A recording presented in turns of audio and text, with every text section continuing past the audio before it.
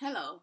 So today's topic is going to be our study abroad destination and the four things that I consider when picking a study abroad destination. And I hope you also consider when picking a study abroad destination or your next study abroad location that you want to go. Stay tuned. Okay, so the first thing I consider is currency, money exchange, dollar to pound, dollar to yuan, kwai. I decide on all those things before I pick a study abroad destination. Why do I do that? Because, for starters, some of us, family, friends, those who really have our best interests, might really not have it like that to really say, okay, you can go anywhere, and whilst you're overseas, I will be helping you. I'll be sending you some money and all those things. So, whatever little that they have for you, you want to find a way to really stretch it out. So if you're gonna be picking a destination like UK, for instance, where my dollar is the pounds are more expensive than the dollar, that means I'm gonna be getting less out of for my dollar. But if I should pick a destination like China, I'm gonna be getting more for my dollar. So guess what? Why do you have to decide on all these things? Because excursion, food, your day-to-day things, when you get the program might be helping you here and there with some of the excursions, but there will be some places that you really, really want to go that they might not provide that. And you have to find your own money to do those things. So you have to decide on all these expenses when you're picking a study abroad destination.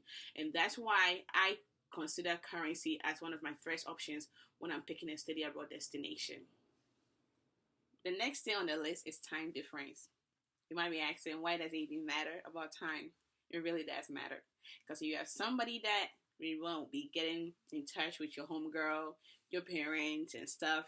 And the time difference is like 12 hours difference, 5 hours difference.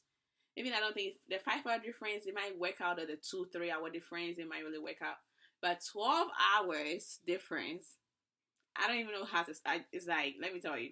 So when I was in China, the time difference from US and China, between US and United States and China was 12 hours difference.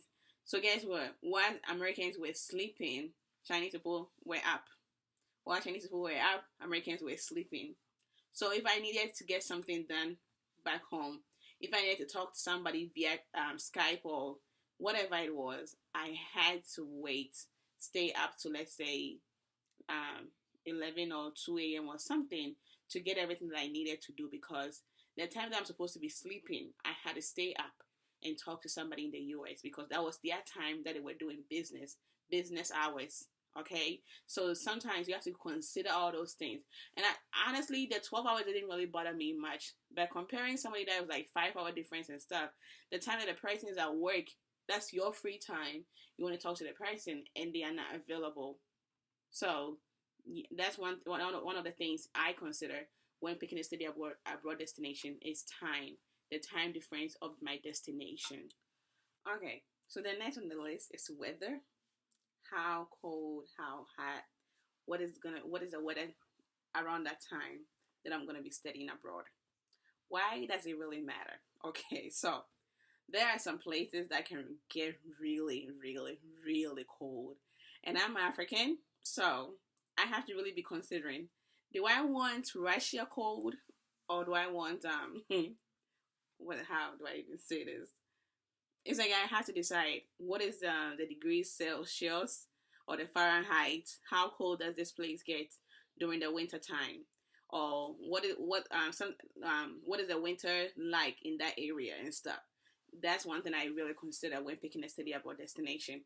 Because really, if you're not somebody that really like the cold, when it gets like negative 20 or 30 degrees and stuff, you might really want to consider a different destination. For some people, they will want a warmer location.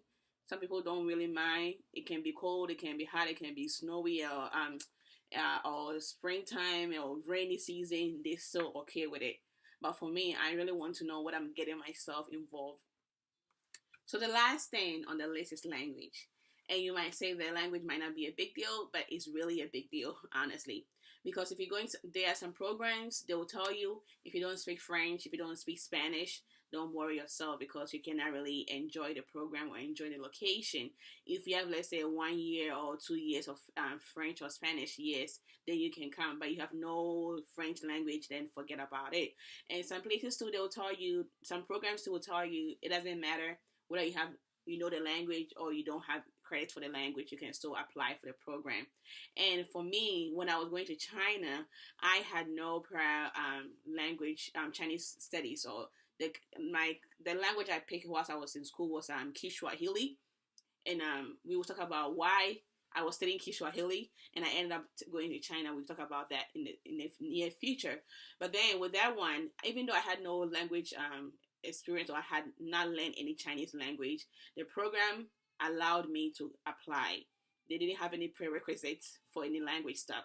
So that was really good for me. And you have to consider all those things. And also, is the language easier for you to learn? Is it something that you can learn? I know Chinese is not easy, but I was willing to take the risk. Some of us might not really have it in ourselves to really be learning a new language altogether. And also to consider, is it something that you are taking in school? You already want to really take it to a top notch to learn more about the language and stuff.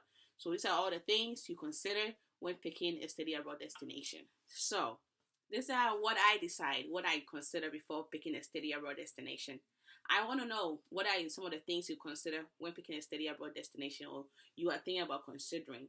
Share with us, and we can also share with our followers and the students who want to study abroad. And also, this is just a caution, one size does not fit all. This is just my point of view. So you have any ideas, anything you want to share with us? Great. I'm not saying this is the cutthroat ways of picking a study abroad destination, but those are the things I consider when picking a study abroad destination.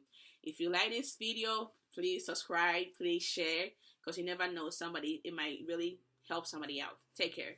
And oh, I forgot. So my name is Letitia Norte, and I am the founder of Expanding Boundaries International.